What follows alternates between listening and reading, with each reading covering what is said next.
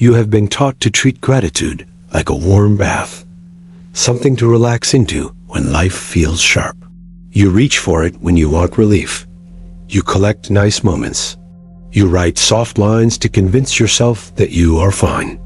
The intention is harmless. The effect is not. Your nervous system reads the pattern. Gratitude shows up when the world is easy, so your subconscious tags gratitude as a signal to wait for comfort. That is how you train yourself to freeze under pressure, and then reward yourself when the threat passes. You call it self-care. Your brain calls it avoidance. The belief seems reasonable. Gratitude should make you calm. Gratitude should make you kind. Gratitude should make you satisfied. That is the script you are handed. Look at the results. Your tolerance for tension is low. Your threshold for effort is fragile. When friction appears, your body asks for a break. Your attention scatters. You rationalize why retreat is wise. Then you praise yourself for being grateful for what you still have. This sequence is not random. It is learned. It is reinforced. And it is why most people never develop real control over their inner life. Here's the part you were not told. Gratitude is not soft by nature. Gratitude is a reinforcement signal. It tells the brain what to value and what to repeat. If you only feel grateful when things are comfortable, you reinforce comfort seeking. If you learn to feel grateful inside discomfort, you reinforce endurance, clarity, and action under load. That is the forbidden move. It is simple to describe. It is difficult to execute. It rewires the cues your subconscious respects. You have a choice that divides people into two types. One type uses gratitude to take the edge off. They consume it like entertainment. They prefer low-friction days, and they are vocal about it. The other type uses gratitude to tag friction as fuel. They are quiet about it. They are hard to bait. They are not kinder than you. They are colder in the right way. They can sit in the fire without losing form, because their brain has learned that the presence of heat predicts growth, not collapse. This is not a mystical claim. It is behavioral. It is biological. The brain learns by prediction and error. Dopamine is not just a pleasure chemical. It encodes relevance and the gap between what you expected and what happened. When you attach a genuine feeling of gratitude to a difficult moment, you create a prediction error that tells your brain this stressful cue has high value. You are training policy, not mood. The basal ganglia store action sequences. The amygdala marks threats. The prefrontal cortex tries to regulate both. Gratitude at the moment of strain shifts the valuation map so that your next choice leans forward instead of sideways. People resist this because it sounds unnatural. They say gratitude should flow when it feels right. They claim forced gratitude is fake. They are half correct. Faking emotion does nothing. Deliberately selecting context for an honest signal does everything. You are not lying to yourself when you find one real reason to be grateful inside a hard moment. You are telling your nervous system that you can recognize resources even under pressure. That is a survival advantage, not a performance trick. You already know this principle in other domains. Weight on a bar makes you stronger only if you accept the sensation of effort as part of the process. Exposure therapy works because your body learns that a feared stimulus can be experienced without disaster. Memory reconsolidation lets an old memory lose its sting when it is recalled in a new emotional state and then stored again. These are not affirmations. They are mechanical updates to prediction systems. Gratitude is another input that can be placed with precision. Philosophy said the same thing before neuroscience could name the circuits. Epictetus said events are not good or bad, only our judgment makes them so. Marcus Aurelius treated obstacles as the material of this practice. Nietzsche's amor fati turned fate into something to affirm, not tolerate. None of them romanticized pain. They shifted appraisal. Gratitude for difficulty is not a hymn to suffering. It is a claim of ownership over response. It is a refusal to outsource meaning. There is a reason this is not popular. It demands accuracy. It rejects the language of victims and the language of performance addicts. Gratitude for adversity does not post well. It cannot be displayed without looking cruel or self-congratulatory. So most people will never test it. They will keep gratitude in the safe box with Sunday words and photo captions. They will keep their stress responses wild and hope circumstances become gentle. Hope is not a plan. The environment you live in rewards outrage, trauma, and public fragility. You cannot out-influence that current. You can only decouple your nervous system from it. The mechanism is straightforward. A salience network tags what matters. The more you pair a state of steady appreciation with moments of effort, the more the salience network highlights effort as interesting rather than aversive. Hebbian learning binds what fires together. Gratitude and strain co-activated, again and again, start to arrive as a pair.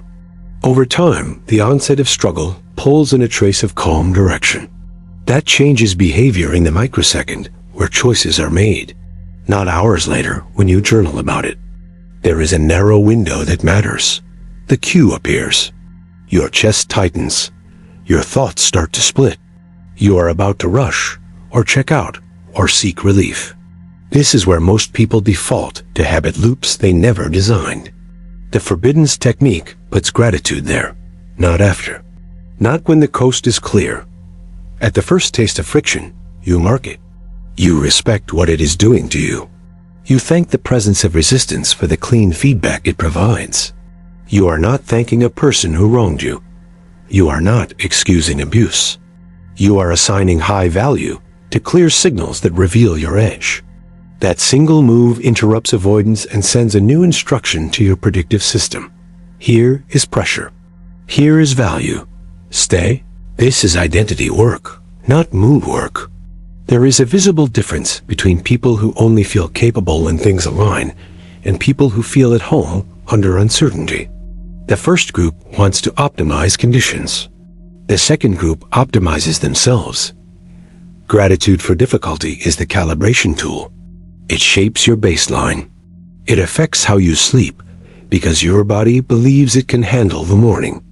It affects how you speak because your mouth is no longer a valve for fear release. It affects how others respond to you because calm under stress changes status dynamics without you having to force posture. Think about your past.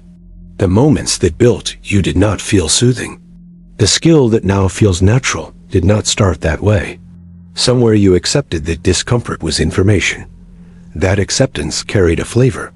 If that flavor was resentment, you learned to resist cost and resent the tax. If that flavor was gratitude, you learned to process cost as investment and move quicker. Both stories can make you strong for a while. Only one lets you stop arguing with reality. You can test this without theatrics. In a difficult conversation, notice the surge. Notice the urge to defend, to escalate, to flee. Right there, privately, say thank you for the clarity this person is giving you about your own triggers. That is not spiritual talk. That is strategy. You are tagging an internal pattern as valuable to see. Your tone will change. Your words will improve. Your boundary, if needed, will be cleaner because you are not acting out a threat script. You can leave if you must. You can confront if you must. But your exit or your strike will not be sloppy. That is what power looks like in grown language. Your career follows the same logic. The project that stretches you is the one that exposes gaps. You can dread that exposure and delay. Or you can treat exposure as a filter that removes what is weak and leaves you with something you can trust. Gratitude makes the filter feel like an ally, not because it is kind, but because it is precise. Precision is scarce. Most people drown in ambiguity and call it busy. There is a caution here. Do not confuse this with numbing. Numbing is the enemy. If you blunt sensation, you cannot read the signal. Gratitude sharpens perception while removing panic. The vagus nerve modulates your parasympathetic state. Breathing slows. Heart rate variability improves. You stay present. It is easier to encode new learning when arousal is high but manageable. That is how extinction learning works. If you feel nothing, you learn nothing. If you feel too much, you learn avoidance. The window in the middle is where you adapt. Gratitude helps you live in that window by adding a reliable hint of safety to the experience of strain. History rewards people who do this. Leaders who keep their head during firestorms are not gifted. They are trained. Think of those who built empires under scarcity. They did not affirm away their constraints. They treated every constraint as a structuring force. Machiavelli would tell you that fortune turns toward those who had the discipline to shape their response faster than events move. Gratitude for hard facts accelerates that response. It removes the latency of denial. You can see why this is considered forbidden. If gratitude can be used to condition yourself to approach what others avoid, you gain an unfair edge. You will appear lucky. People will project stories onto you. They will call you heartless when you do not join their rituals of shared complaint. They will call you arrogant when you do not ask permission from your own fear. Let them talk.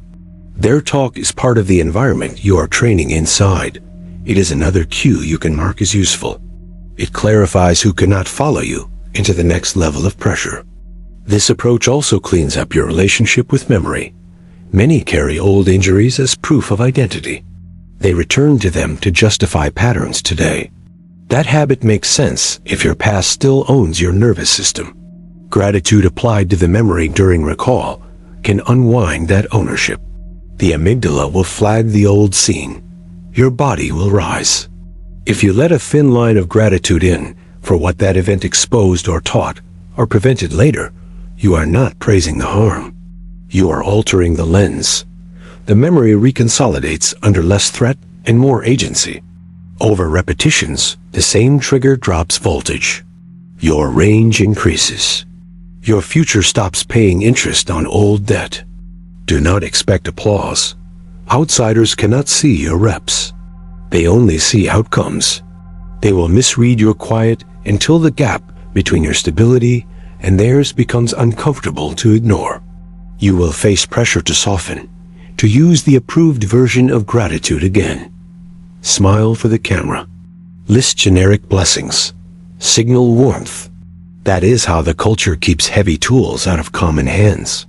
You will decide who you are serving when you choose which version to practice. This method will not make your life easy. It makes your life ordered. You will still feel anger. You will still feel grief. Gratitude does not cancel human responses. It refines them. Anger becomes a clean line instead of a smudge. Grief becomes an honest process instead of a performance. Your capacity to hold both sensation and direction expands. That expansion is the goal, not bliss, not numb peace, capacity. If you know Stoic thought, you know the discipline of assent. You do not have to affirm what is false. You can refuse judgments that weaken you. Gratitude for difficulty is a practical version of that discipline. You assent to the fact that pressure reveals structure. You agree to learn from what hurts without kneeling to it. You do not beg life to change character before you act. You change your character so that any life is material. There is also a social effect. People who master this become attractive in a specific way. Not the loud attraction of spectacle, the quiet pull of reliability. Teams work around them because they anchor the emotional field without drama. Negotiations tilt toward them because they do not leak neediness. Enemies hesitate because they cannot find the lever of predictable outrage. That is why you keep this practice private. You do not advertise the switch you flipped. You let the advantages compound in silence. Some will ask for steps. They will want a template. That urge is part of the same dependency that keeps them stuck. This is not a script to imitate. It is a stance to assume. You know your pressure points. You know where you fold. Start where it bites. Do not wait for a perfect moment. The brain rewires around frequency and energy, not performance art. A single sincere act of gratitude at the exact edge where you used to escape is worth more than 100 lists written in safety. Your system notices the difference. Keep clear boundaries. Gratitude for hard facts does not mean tolerance for abuse. If a person is corrosive, gratitude helps you see it fast and leave clean. If a system is broken, gratitude for the signal lets you exit or confront with less self-doubt. This is not passivity. It is selection. You are removing noise so that action costs less. You will hit resistance. Your old loops will try to reclaim you. Your mind will generate reasons why this is naive or cruel. That is natural. Parts of you are invested in the current model, even if it hurts. Consider what those parts have delivered so far. Consider the repeated outcomes. Consider the hours lost to rumination and regret. Then ask a simpler question. Would you rather be right about your limitations or free enough to revise them? The body keeps score. It also keeps potential. Neuroplasticity is agnostic.